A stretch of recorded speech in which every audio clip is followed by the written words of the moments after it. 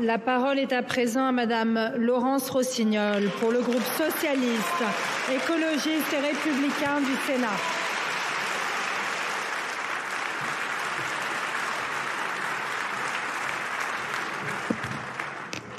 Madame la Présidente, Monsieur le Président de nos assemblées, Monsieur le Premier ministre et Mesdames et Messieurs les ministres, Madame la ministre Aurore Bergé, Monsieur le garde des Sceaux, chers collègues, quelle victoire, quel bonheur, quelle fierté.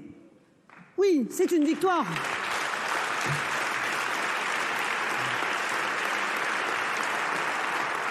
N'ayons pas peur des mots, c'est une victoire dans le long combat que mènent les femmes pour leur liberté contre l'obscurantisme. En France encore, depuis 1975, les anti-IVG n'ont jamais renoncé. Ils n'ont jamais cessé la guérilla. Alors aujourd'hui, nous leur disons, c'est fini, arrêtez de vous agiter. Les Français ont choisi, nous continuerons.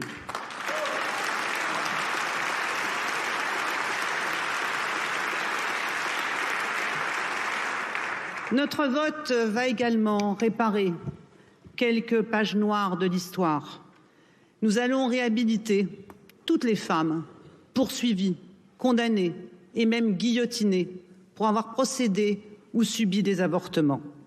Au 343 du manifeste, à Gisèle Halimi, à Simone Veil, à Yvette Roudy, je veux dire, mesdames, nous avons mis nos pas dans les vôtres et comme vous, nous avons réussi.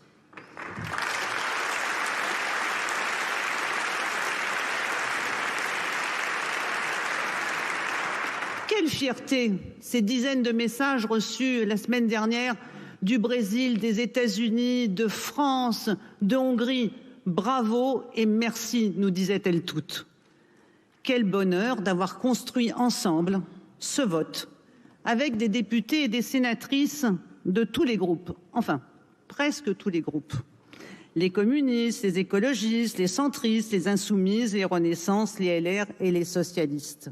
Nous avons fait comme nos prédécesseurs pour la parité, l'alliance transpartisane des femmes déterminées, libres et courageuses.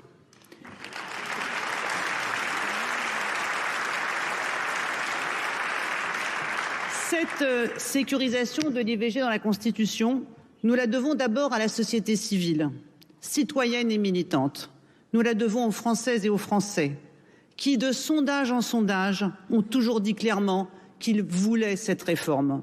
Nous la devons aux féministes, ces dizaines de milliers de femmes, connues ou anonymes, qui ont maintenu sur le Parlement et l'exécutif une pression constante jusqu'à ce que le président de la République prenne le relais. Qu'allons-nous faire? Qu'allons-nous faire maintenant?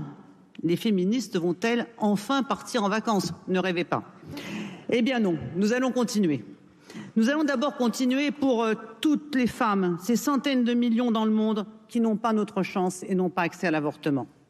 Nous allons continuer pour celles qui résistent à Trump, à Bolsonaro, à Orban, à Milei, à Poutine, à Giorgia Meloni.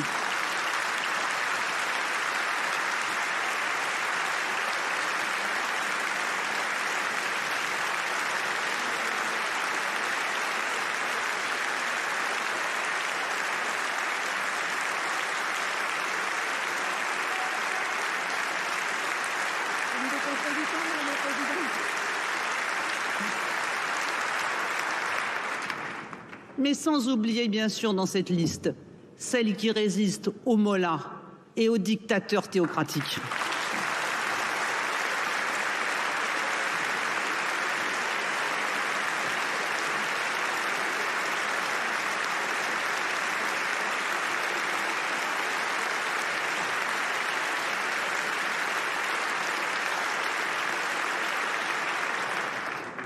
Le droit de disposer de son corps, de choisir et non de subir sa maternité est la condition de l'émancipation des femmes, mais ce n'est pas un aboutissement.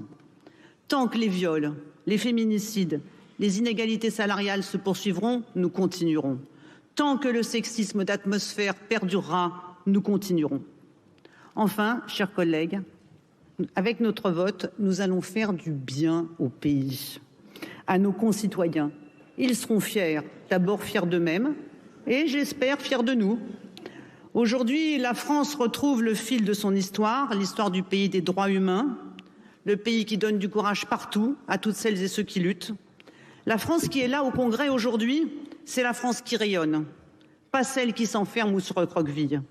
Notre vote est un formidable antidote au déclinisme.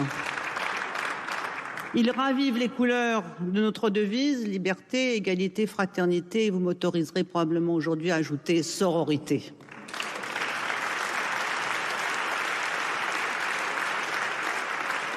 Vous l'avez compris, le groupe socialiste, écologiste et républicain du Sénat votera la constitutionnalisation de l'IVG.